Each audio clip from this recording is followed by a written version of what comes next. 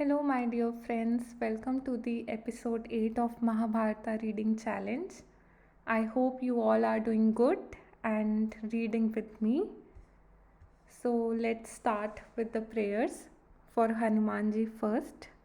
Doha from Hanuman Chalisa. Shri Guru Charan Saroj Rach Nij Man Mukur Sudhar Barnau Raghuvar Bimal Jasu Jo Dayaku Falchar बुद्धिहीन तानु जानिके सुमिरो पवन कुमार बल बुद्धि विद्या देहु मोहि हरहु कलेश विकार.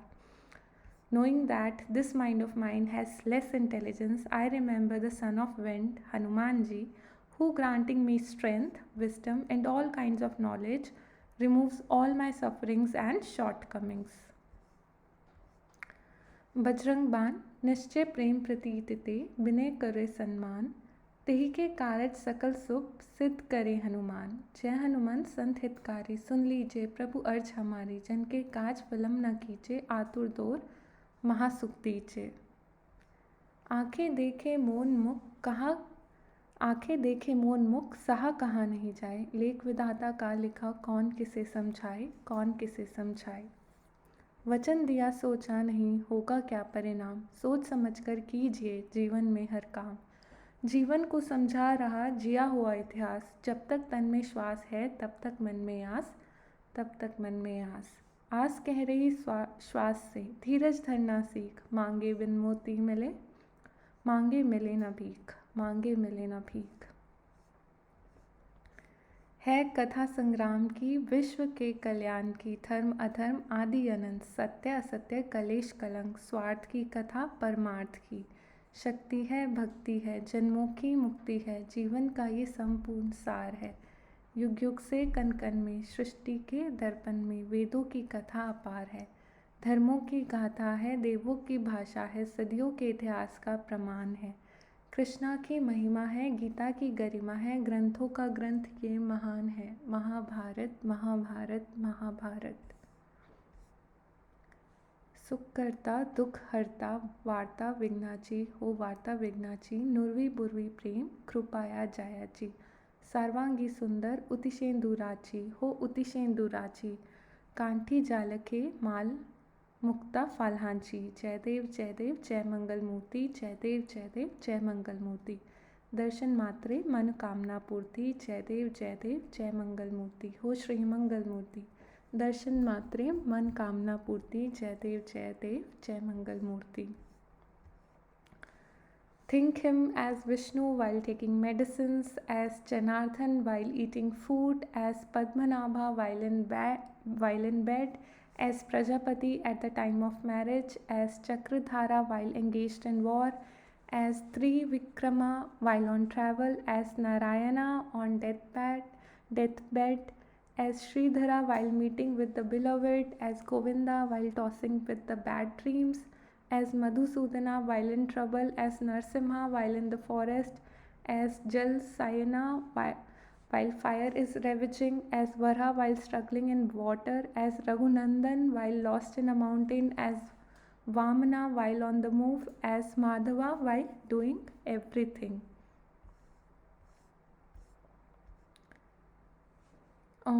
Yesterday we also included in our prayers this bhajan और गोपी गीत. ये तो प्रेम की बात है उदो बंदगी तेरे बस की नहीं है. यहाँ सर दे के होते सौदे आशिकी इतनी सस्ती नहीं है. प्रेम वालों ने कब वक्त पूछा उनकी पूजा में सुन ले ये उदो. यहाँ दमदम में होती है पूजा सर झुकाने की फुर्सत नहीं है. जो असल में है मस्ती में डूबे उन्हें क्या परवाह जिंदगी की. जो उतरती है चढ़ती है मस्ती वो हकीकत में मस्ती नहीं है. जिसकी नज़रों में है शाम प्यारे वो तो रहते हैं जग से न्यारे. जिसकी नज़रों में मोहन समाए वो नज़रें फिर तरसती नहीं है. जिसकी नज़रों में है शाम प्यारे वो तो रहते हैं जग से न्यारे. जिसकी नज़रों में मोहन समाए वो नज़रें फिर तरसती नहीं है. पुत्रदा एकादशी व्रत कथा. Today is Ekadashi first Ekadashi of this year January 10.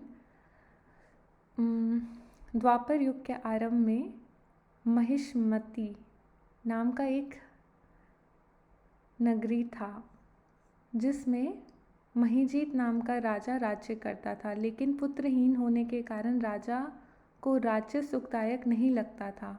उसका मानना था कि जिसके संतान ना हो उसके लिए यह लोक और परलोक दोनों ही दुखदायक होते हैं। पुत्र सुख की प्राप्ति के लिए राजा ने अनेक उपाय किए, परंतु राजा को पुत्र की प्राप्ति नहीं हुई।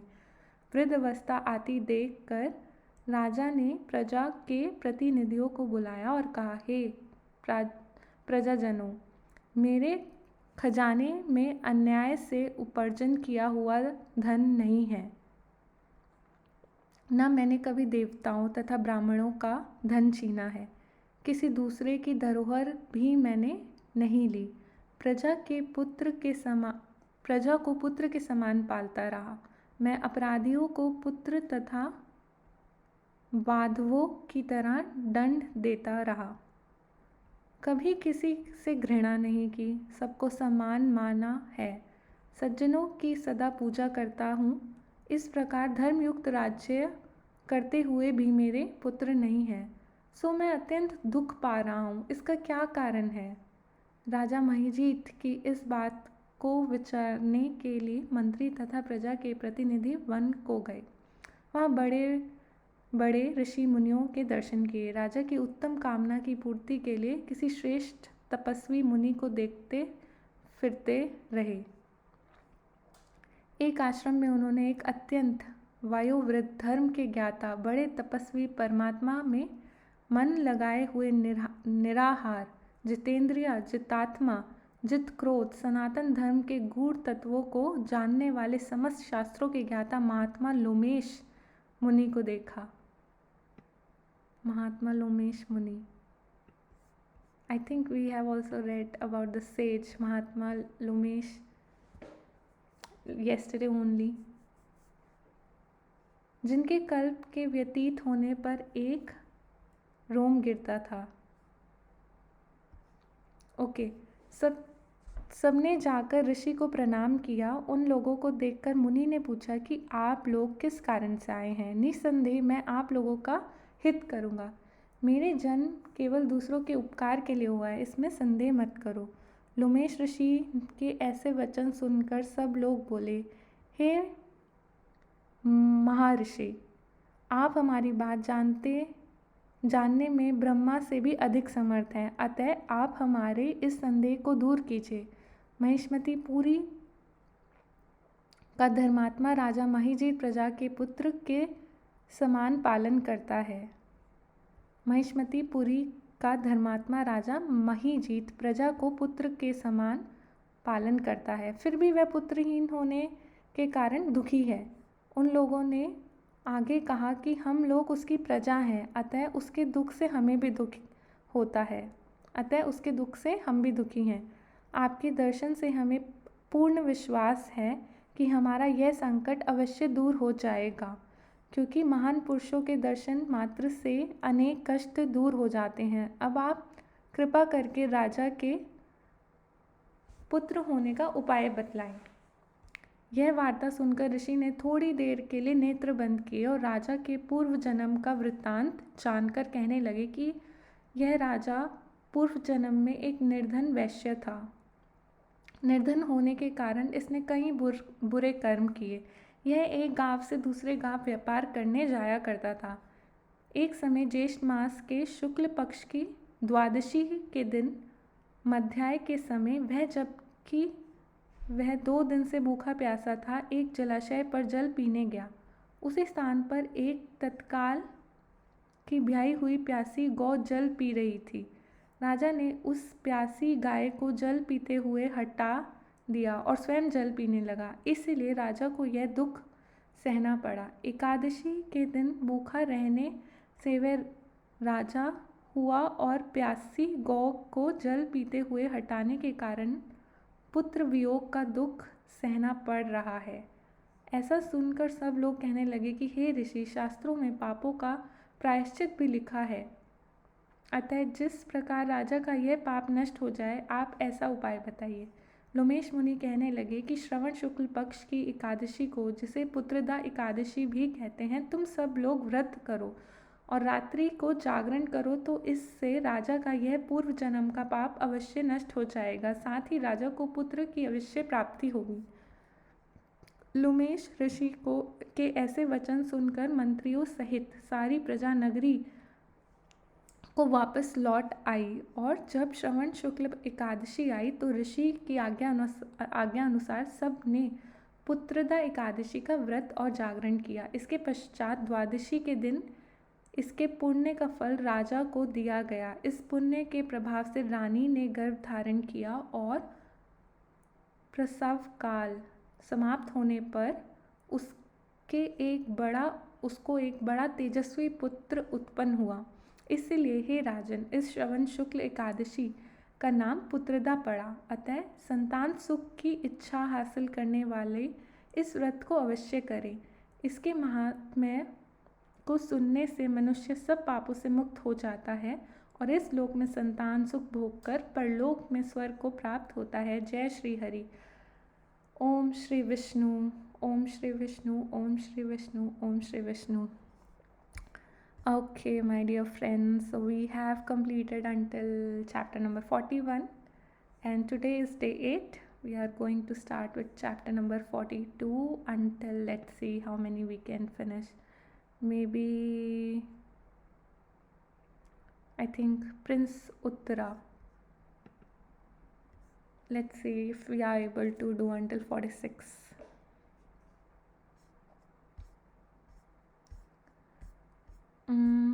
The enchanted pool.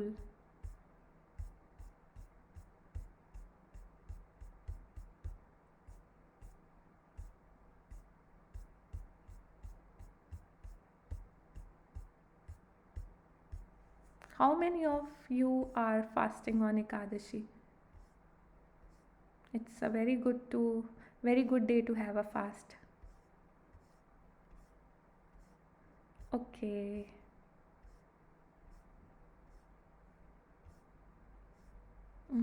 Chapter number 42, the enchanted pool. Where are you? Okay. The stipulated period of 12 years was drawing to close. So already the 12 years were about to finish.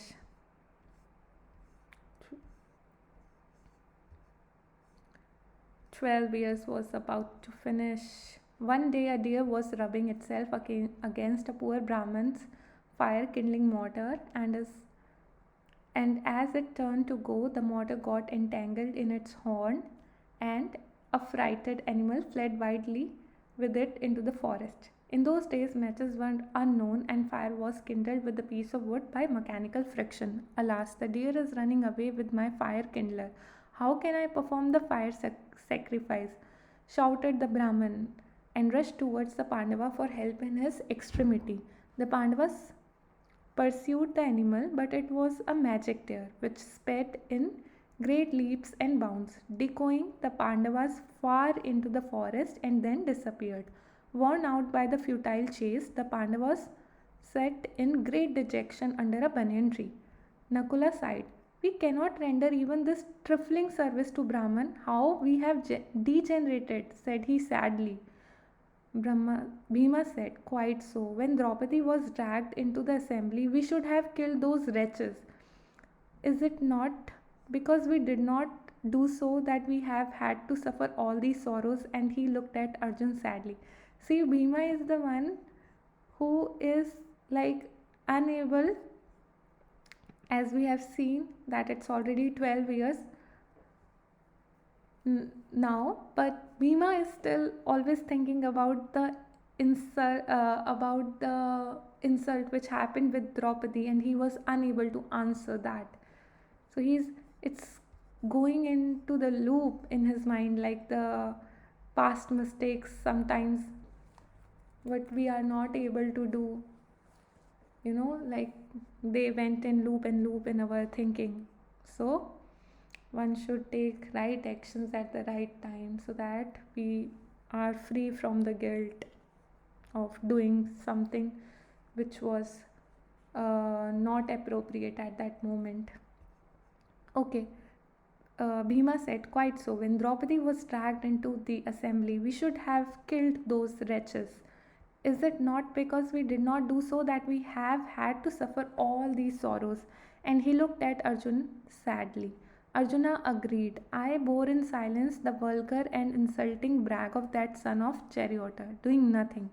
Arjuna also now, as he is already back with divine weapon, so he also said, yes, I also bore in silence the vulgar and insulting brag of that son of the charioteer, doing nothing. So we have deservedly fallen into this pitiable state.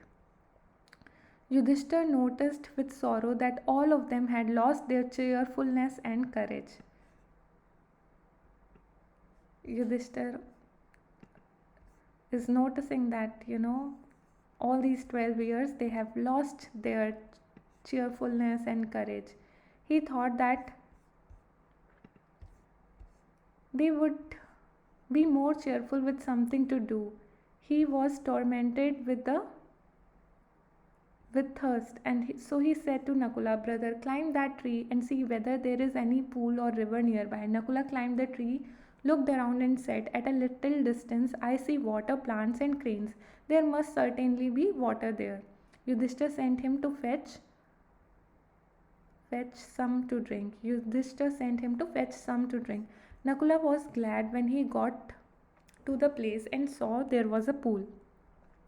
He was very thirsty himself, and so thought of quenching his thirst first before taking water in his quiver for his brother.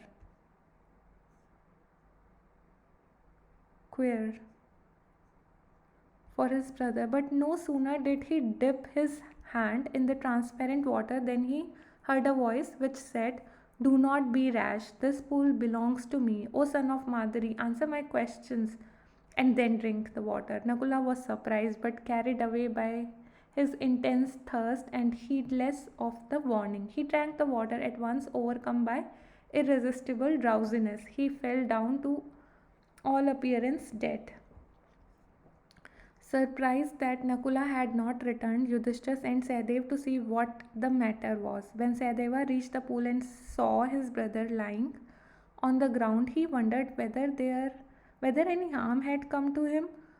But before looking into the matter further, he rushed irresistibly to the water to quench his burning thirst.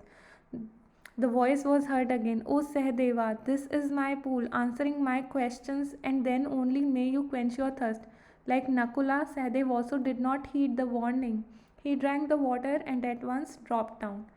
Puzzled and worried that Sahadev also did not return, Yudhishthir sent Arjun to see whether the brothers had met with any danger and bring water, he added, for he was very thirsty. Arjun went swiftly. He saw both his brothers lying dead near the pool.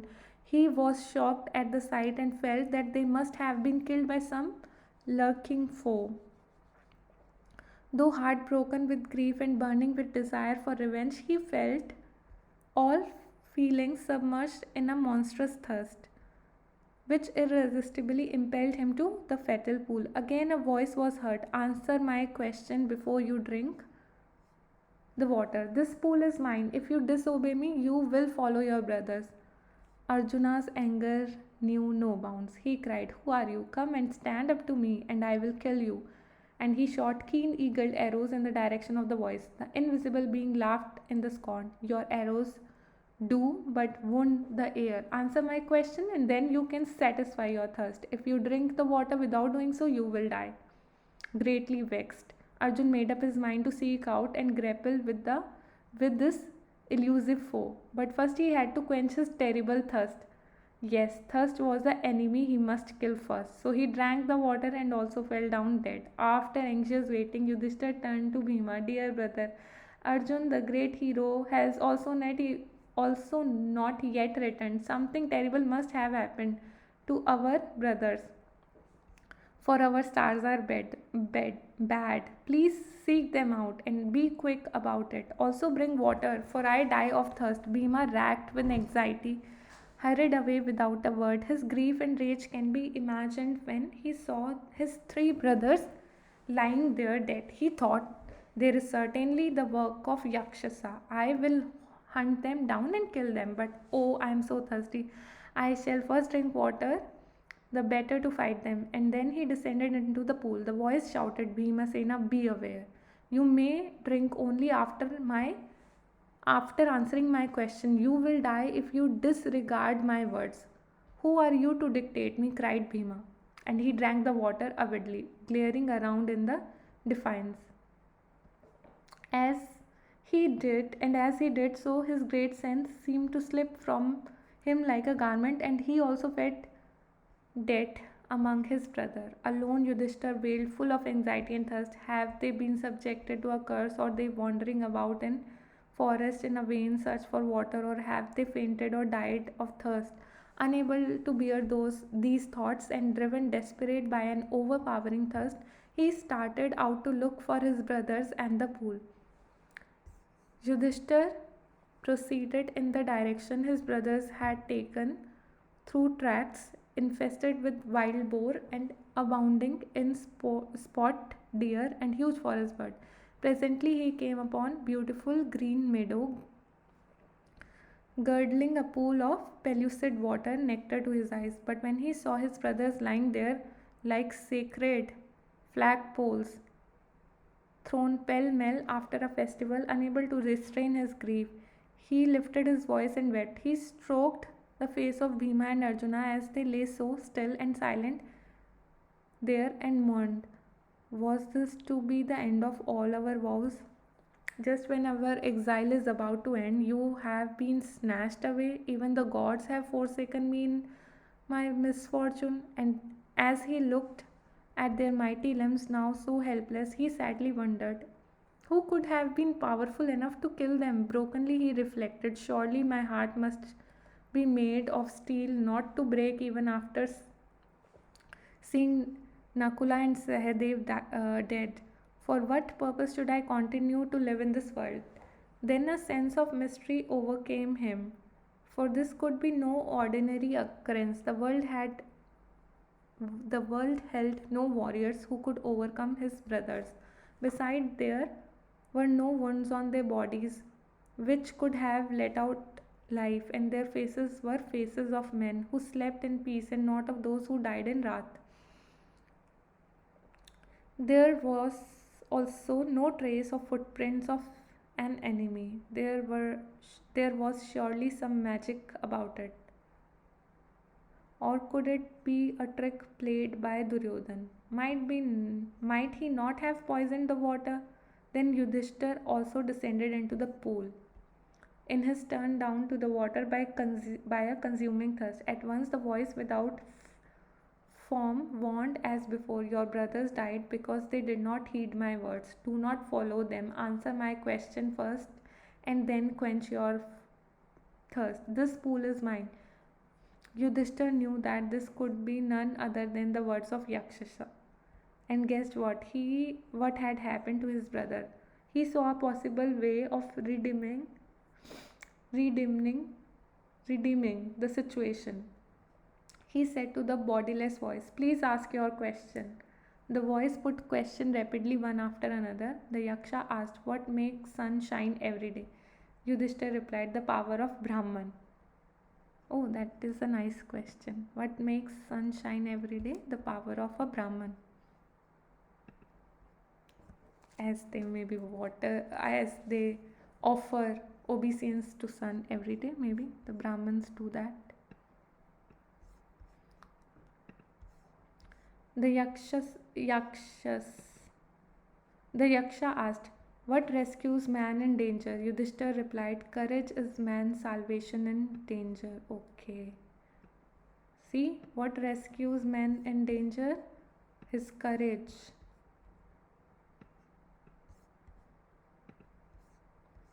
The Yaksha said, by the study of which science does man become wise? Yudhishthir replied, not by studying any Shastra does man become wise. It is by association with great in wisdom that he gets wisdom. Oh, okay. So not by studying any Shastra does men become wise. It is by association with the great in wisdom that he gets the wisdom. The Yaksha asked, what is more nobly sustaining than the earth? The mother who brings up the children she has born a nobler and more sustaining than earth. What is more nobly sustaining than the earth? So that's the mother. The mother who brings up children, she has born in nobler and more sustaining than the earth. The Yaksha asked, "What is higher than the sky?" Yudhishthir replied, "The father."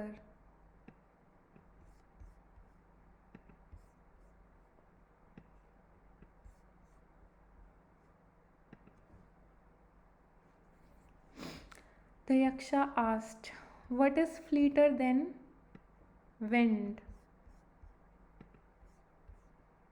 Yudhishthir replied, "Mind." The Yaksha asked, "What is more blighted than withered straw?" Oh, a sorrow stricken heart. Mm, a grief stricken, a sorrow stricken heart. The Yaksha asked, "What befriends a traveler?" Oh, that is a very nice questions. They are very nice questions. Oh God. So Yudhishthir replied, "Learning. Learning befriends a traveler."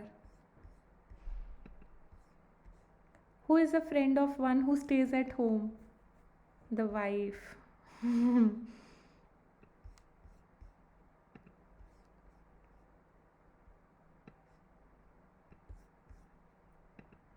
Who accompanies a man in death? Dharma.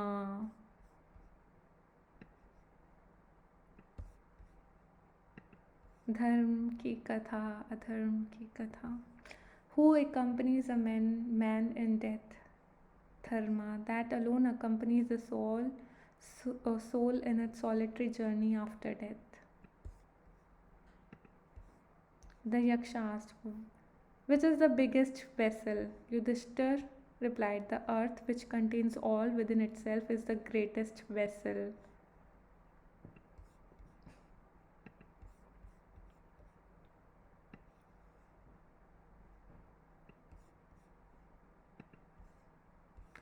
The Yaksha asked, "What is happiness?" Happiness is the result of good conduct.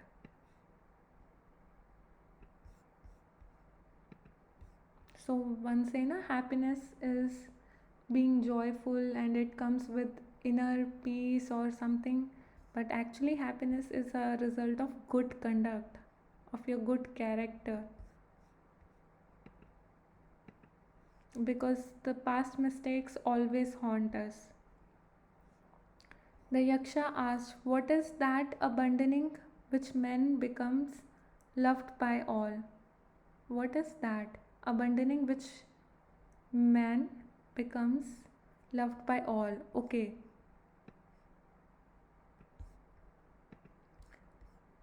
Pride. For abandoning that, men will be loved by all. The Yaksha asked, "What is the loss which yields joy, not sorrow?"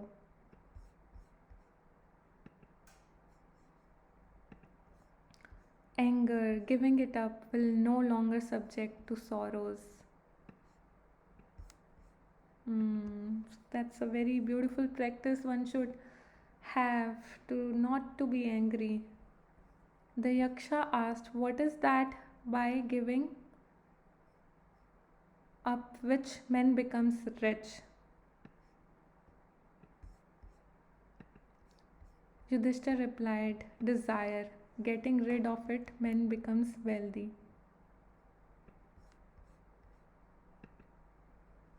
The Yaksha asked, "What makes one a real Brahman? Is it birth, good conduct, or learning?" Answer decisively. Yudhishthir replied, "Birth and learning do not make one a Brahman. Good conduct alone does, however, birth and learning do not make one a Brahman. Good conduct alone does." So basically, good conduct, good character.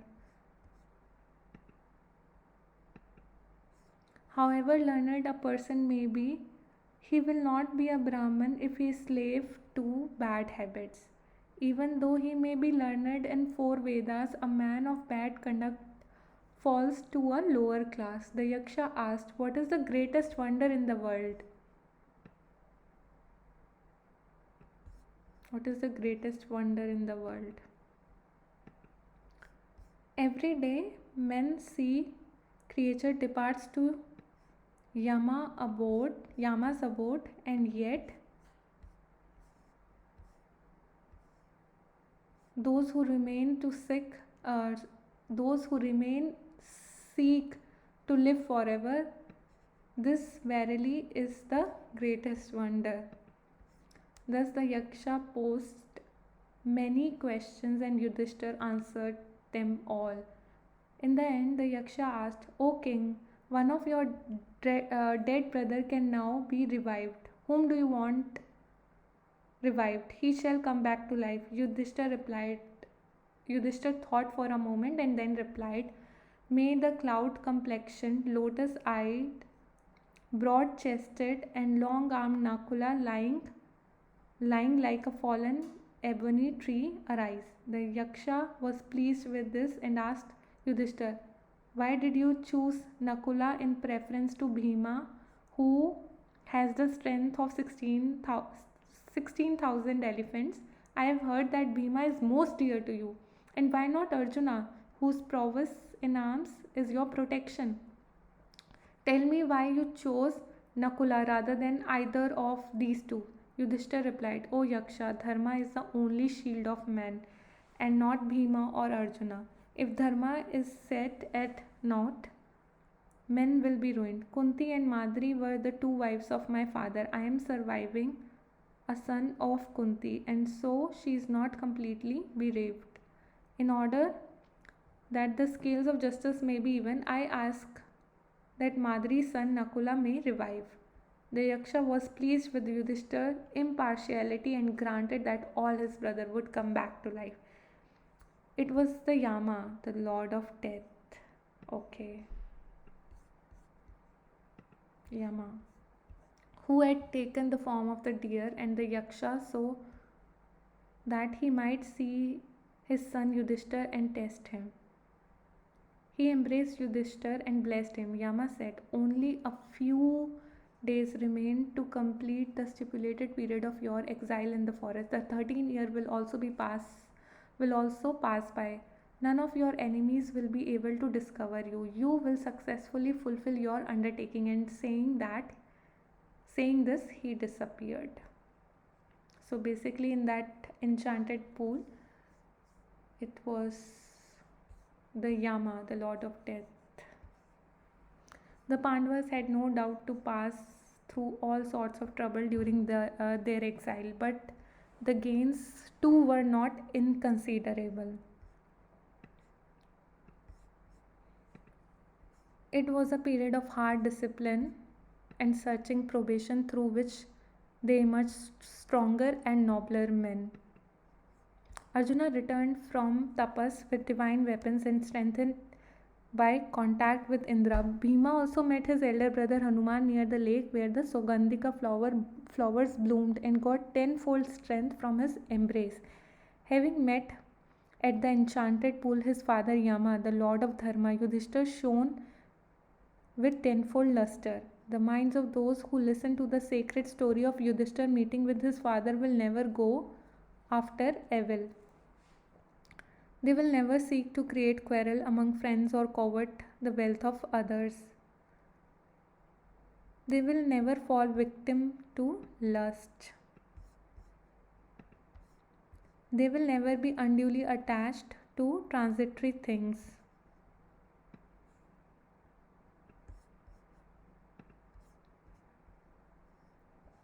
They said Vesampayana to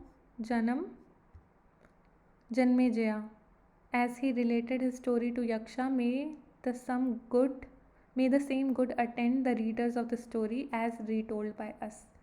I also really like this story, these questions which were being answered by Yudhishthira. The father, the mother, the noble character, the good conduct, to give up the anger, to give up the pride,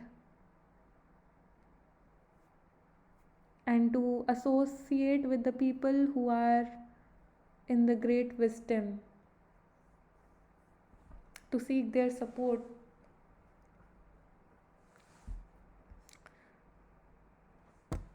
Okay, so chapter number 43, domestic services. Domestic service. Okay. O Brahmanas, we have been deceived by the sons of Dhritarashtra, cheated out of our kingdom and reduced to poverty. Still, we have passed these years cheerfully with joy in the forest. The 13th year of exile has come, and with it the time for us to part from you. For we have to spend the next 12 months undiscovered by the spies of Duryodhan. God knows when the day will dawn which will see us together again without fear or concealment. Now bless us before we go, and may we escape the notice of those who may wish to betray us to the sons of Dhritarashtra, either through fear or hope of reward. So spoke Yudhishthir to the Brahmins who were living with the Pandavas till then. His voice shook with emotions as he spoke these words. Dhyumya consoled him. He said, parting is hard, and the dangers are many and great, but you are too wise and learned to be shaken or daunted. You must disguise yourself. Indra, the lord of gods, when pestered by the demons, disguised himself as a Brahman and lived unknown in the country of Nishida, safely concealed. Thus he managed to destroy his enemies. You must also do likewise. Did not Mahavishnu, the Lord of Universe, become a child in the womb of Aditi, suffer human birth, and take away from Emperor Bali his kingdom for the salvation of the world? Did not Lord Narayana, the refuge of men, enter into the weapon of Indra to defeat Vritra, the Asura king? Did not the fire god hide himself in the waters for the sake of gods?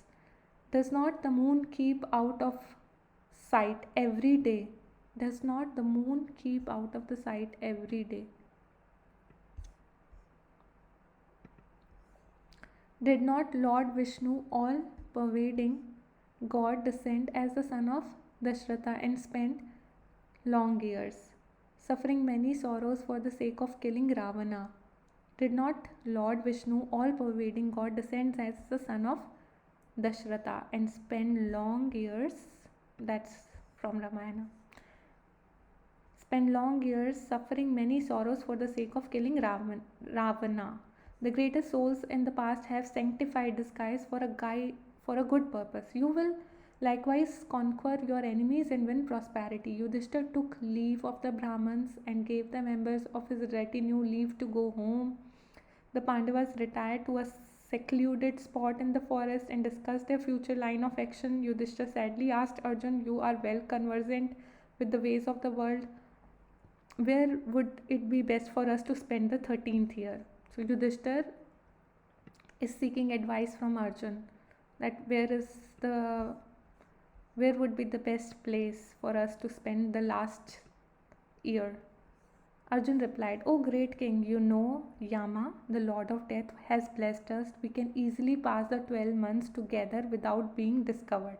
There are many charming states for us to choose from our sojourn states like Panchala, Matsya, Salva, Vidya, Bahilika, Dashrana, Surasena, Kalinga and Magda. It is of course for you to choose, but if I may venture an opinion, the Matsya country of King Vrita is the best, prosperous and charming as it is.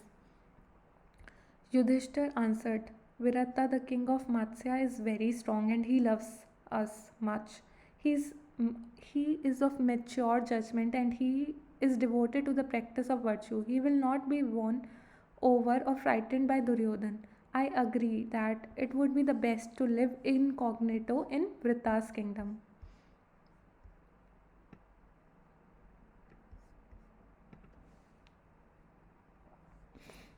Arjuna said, "Well then, O king, what work would you seek in the court of Virata?" When he asked these questions, Arjun was full of sorrow at the thought of Yudhishthir, the great and guileless king, who had performed the Rajasuya sacrifice, having to disguise himself and take service.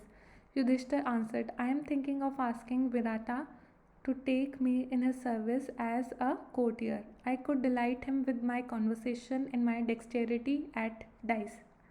I shall take the garb of sannyasin and shall keep him agreeably engaged by my skill in reading omens and knowledge of astrology, as well as of the Vedas, Vedanga, ethics, politics, and other sciences. I shall have to be careful, of course, but not anxious about me. I shall tell him that I was an intimate friend of Yudhishthir and learned these things while I was privileged to be with him. O Bhima, that works will. What works will you, who conquered and slew Baka and Hidimba, take up under Virata? You saved us by killing Jatasura. Valor and strength are overflowing from you. What disguise can hide your mighty personality and enable you to live unknown in the country of Mastya? Yudhishthir was in tears as he put this question to Bhima. Bhima laughingly replied, "O king, I think of taking service as a cook in the court of Virata.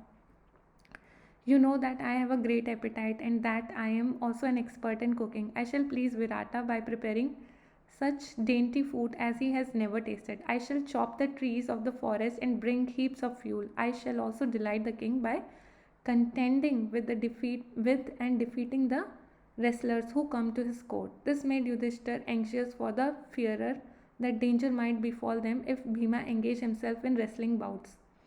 At once Bhima spoke thus to calm his fear: "I shall not kill anyone. I may give a bad jolt to any wrestlers who deserve it, but I shall not kill anyone. I shall restrain mad bulls, buffaloes, and other wild animals, and thus entertain King Virata." Afterward, Yudhishthir addressed Arjun. "What profession do you propose to take up? How can you hide your towering valor?" When he asked this question, Yudhishthir could not restrain him from narrating the brilliant exploits of Arjun. He spoke of his brother's glory in 20 verses. "Well, who deserves praise if not Arjun?" Arjuna replied, "Revered brother, I shall hide myself in the guise of eunuch.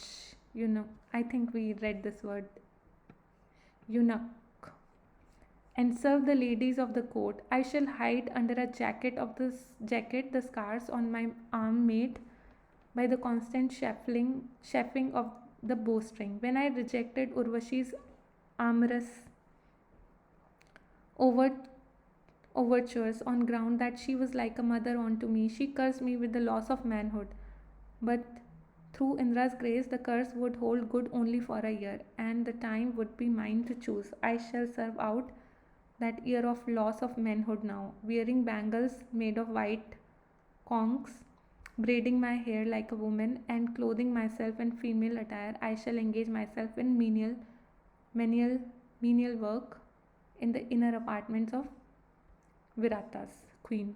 I shall teach the women singing and dancing, and I shall seek service, saying that I used to serve Draupadi in Yudhishthir's court." Saying this, Arjun turned to Draupadi and smiled. Yudhishthir was in tears. Alas, have the fates decreed that he who is the equal of Sri Krishna himself in the fame and valor?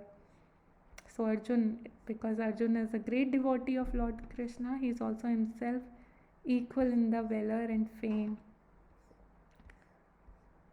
A scion of Bharata's line who stands high like the great golden Mount Meru must go and seek employment of Virata as a eunuch in the queen's inner apartment, he said brokenly. Yudhishthir turned to Nakula and asked him what work he would engage in, and as he thought Madhuri, the mother of Nakula, tear rolled down his eyes. Nakula replied, "I shall work in a king's Virata's stables. My mind delights in training and looking after horses, for I know that the heart of horses and have knowledge of their ailment and cure. I can not only ride and break horses, but also harness and drive them in a chariot. I shall say that I had looked after the horses of Pandavas, and I have no doubt Virata will take me in his service. Yudhishthir asked Sahadev, "You, with the intelligence of Brihaspati, Jupiter is the most. Jupiter ensures the wisdom in a person. Jupiter is Brihaspati in our astrology." Yudhishthir asked Sahadev, "You with the intelligence of Brihaspati, the priest and the preceptor of the gods, and the knowledge of Shukra, the teacher of the Asuras, what will you take up?" Sahadeva replied, "Let Nakula look after horses, I shall tend the cows. I shall guard Virata's cattle from the ravages of disease and the attacks of wild beasts." O Draupadi, but Yudhishthir could not find words to ask her what she proposed to do. She was dearer to him than life itself, worthy of all reverence and protection, and it seemed a sacrilege to talk of service. She was a princess, the daughter of a king, nobly born, tenderly nurtured. Yudhishthir felt choked by shame and despair. Draupadi saw his grief and spoke these brave words, "O best of kings, do not grieve or suffer anxiety on my account. I shall be Sairandri, Sairandri in the court of the queen of Vrita, the companion and attendant of the princess. I shall preserve my freedom and chastity for the attendant and companion of princess has this right and can exercise it. I shall pass my days in such light tasks as braiding the hair and entertaining the women of the court with small talk. I shall represent that I had thus served Princess Draupadi in Yudhishthir's court and seek employment from the queen. Thus shall I remain unknown to others." Yudhishthir praised Draupadi's courage and said, "O auspicious one, you speak as befits one of your family." When the Pandavas thus decided, Dhyumya blessed them and advised them thus: "Those who are engaged in service under the king should always be vigilant. They must serve without talking too much. They must serve without talking too much. So one should serve without talking too much. They must give their counsel only when asked, never obtruded. So one should give advice only when they have been asked. They should praise the king on befitting occasions. All things, no matter how small, may be done only after informing the king, who is the veritable fire in human form. Do not go too near him, nor yet appear to avoid him. Even though a person may be trusted by the king and have a great authority, still he should always behave as if he would be dismissed immediately. It would be foolishness to place too much confidence in a king. One may not sit in conveyance, seat, or chariot of the king, presuming on his affection. A servant of the king should ever be active and self-restrained. He should not be excessively elated nor unduly depressed by being honored or dishonored by the king. He may not reveal the secrets confined to him, nor may he receive anything in the form of gift from the citizens. He should not be jealous of other servants. The king may place fools in position of authority, leaving aside the wise. Such waywardness should be ignored. One cannot be too careful with the ladies of the court. There should not be faintest suggestion of indelicacy in one's conduct toward them. Dhyumya then blessed the Pandavas, lived thus in patience for 1 year, serving the king Vrita, and then you will pass the rest of your days in happiness, regaining your last throne, virtue vindicated. Yudhishthir put on the garb of sannyasin. Arjuna transformed himself into eunuch. Others also disguised themselves, but no disguise could take away their natural charm, grace, and nobility of appearance. When they went to King Virata seeking service, they seemed to him born to command and rule rather than to serve. He hesitated at first to engage them in services, but yielding to their urgent solicitation, solicitations. He finally appointed them to the places they sought of him. Yudhishthir became the king's companion, spent his days in playing dice with him. Bhima worked as the chief of the cooks. He also entertained the king by wrestling with the reputed men of might whom come to the court, and by controlling wild animals. Arjuna assumed the name of Brihanala and taught dancing, singing, and instrumental music to Princess Uttara, the daughter of Virata, and the ladies. Nakula looked after the horses, and Sahadeva looked after the cows and the bull.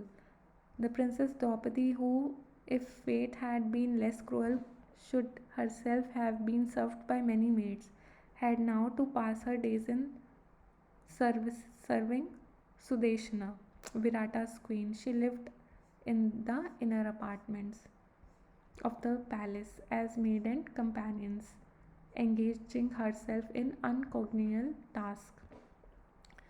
Kichaka, the brother of Sudeshna, was the commander-in-chief of Virata's army, and it was to him that the old king Virata owed his power and prestige. Kichaka wielded such vast influence that people used to say that Kichaka was the real king of the Matsya country and the old Virata king only in the name. Kichaka was inordinately vain of his strength and his influence over the king. He was so smitten with Draupadi's beauty that he conceived an uncontrollable passion for her, and he was so sure of his own attraction and powers that it never occurred to him that she, though a mere maidservant, could resist his will. He made amorous overtures to her, which greatly vexed her. Draupadi was too shy to speak of this to Sudeshna or to others. She gave out that her husbands were Gandharv who would mysteriously kill those who tried to dishonor her. Her good conduct and luster made everyone believe in her story about Gandharv, but Kichaka was not to be frightened so easily, as he sought persistently to seduce Draupadi. His persecution became so intolerable that the last she complained of it to Queen Sudeshna and implored her protection. Kichaka, of course, had greater influence over her sister, and he shamelessly confided to her his unlawful passion for her maid and sought her aid to compass his wish. He represented himself as dying of desire. I am so full of torment, he said, that from time I met your maid, I do not get any sleep or rest. You must save my life by managing somehow to make her receive my advances favorably. The queen tried to dissuade him, but Kichaka would not listen, and finally Sudeshna yielded. Both of them decided upon a plan to entrap Draupadi. One night, many sweet meats and intoxicating drinks were prepared in the house of Kichaka, and a great feast was arranged. Sudeshna called Sairandhari to her side and handing her a beautiful golden jug, bade her go and bring her a jug of wine from Kichaka's house. Draupadi hesitated to go to the house of the infatuated Kichaka at that hour and begged hard that someone else of her many attendants might be sent, but Sudeshna did not listen. She pretended to be angry and said sharply, "Go, you must. I cannot send anyone else," and poor Draupadi had to obey. Draupadi's fears were justified. When she reached Kichaka's house, that wretch, maddened with lust and wine, began to pester her with urgent entreaties and solicitations. She rejected his prayers and said, "Why do you, who belong to a noble royal family, seek me, born of a low caste? Why do you take to the wrong path? Why do you approach me, a married lady? You will perish. My protector, the Gandharvs, will kill you in their anger." When Draupadi would not yield to his entreaties, Kichaka seized her by the arm and pulled her about, but putting down the vessel she carried, she wrenched herself free and fled, hotly pursued by the maddened Kichaka. She fled to the court, wailingly loudly, but even there, intoxicated not only with wine but even more by his power and influence. Kichaka followed her and kicked her in the presence of all with abusive words. Everyone was afraid of all powerful commander in chief, and no one was bold enough to oppose him. Draupadi could not bear the sorrow and anger she felt at the thought of her helplessness under the intolerable insult offered to her. Her deep distress made her forget the danger that would befall the Pandavas if they were discovered prematurely. She went that night to Bhima and waking him up, gave vent to her igno- agonized sense of the wrong. After telling him how brutally Kichaka had pursued and insulted her, she appealed piteously to Bhima for protection and revenge. She said in voice choked with sobs, I cannot bear this any longer. You must kill the wretch at once for your sake to help you keep your promise. I serve in a menial office and even prepare sandal paste for Virata. I have not minded it, who have till now served only you or Mother Kunti, whom I love and honor. But now I have to serve these wretches, fearful every moment of some disgraceful outrage. Not that I mind hard work. See my hands, and she showed her hands, which were cracked and stained with menial task.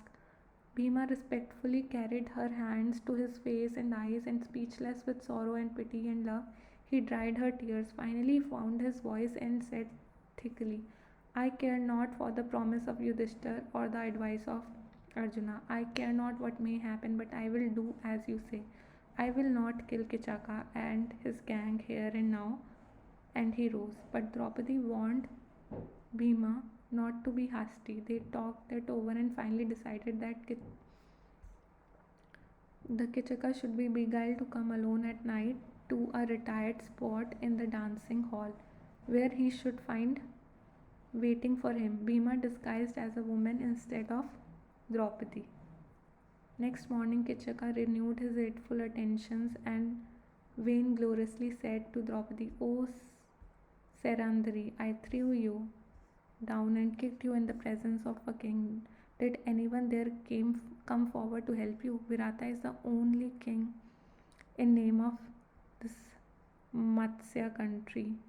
But I, Commander in Chief, am the real sovereign. Now, do not be a fool, but come and enjoy life with me with all royal honors. I shall be your devoted servant. And he begged and bullied and cringed, devouring her the while with lust reddened eyes. Draupadi pretended to yield and said, Kichaka, believe me, I can no longer resist your solicitations, but none of your companion or brother should know of our relations. If you swear that you will faithfully keep the secret from others, I shall yield to your wish. I shall yield to your wish. Kichaka delightedly agreed to the condition and he promised to go alone to a place of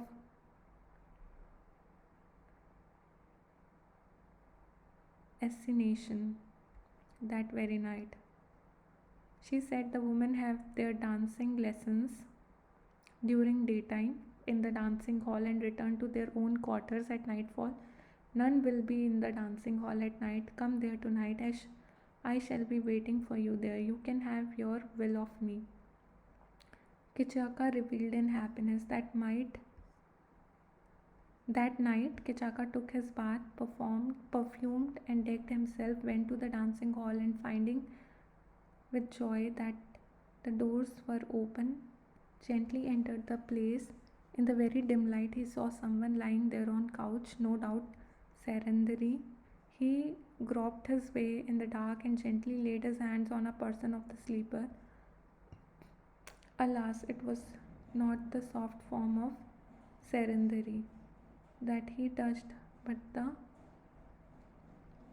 iron frame of Bhima, who leapt forth on him like a lion on its prey and hurled him to the ground. But surprised as he was, Kichaka was no coward, and he was now fighting for dear life. Grimly they wrestled, Kichaka no doubt thinking he had to do one had to do with one of the Gandharv husband. They were not ill-matched, for at that time Bhima, Balarama and Kichaka were reputed to be in the same class in the strength and wrestling skill. The struggle between Bhima and Kichaka was like that between Vali and Sugriv. In the end, Bhima killed Kichaka, pounding and kneading his body into a shapeless lump of flesh.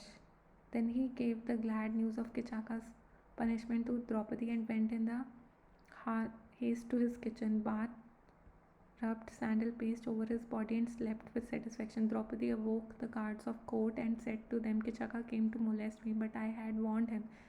The Gandharvs, my husband, made short work of him. Your commander-in-chief, who fell a prey of lust, has been killed. Look at them, look at him. And she showed them the corpse of Kichaka, which had been reduced to such a shapeless mass that it had no human semblance. Okay friends, I will stop here because it was an intense chapter where Draupadi has faced molestations and I am feeling not so good. So I will stop here today and we will continue the other chapters tomorrow. Okay, let me see until how much we have studied today. So we have done only 3 chapters today. They were intense though. Okay, so I will do the other chapters tomorrow. Thank you, my dear friends, for your kind attention, and I hope you are reading with me. And yes, we all are learning about dharma. There was a very nice conversation between Yama and Yudhishthir on this enchanted pool about dharma. I think it has touched my heart. I hope it is affecting you in the similar way as these chapters are affecting me. Thank you, my dear friends, for your kind attention. See you tomorrow.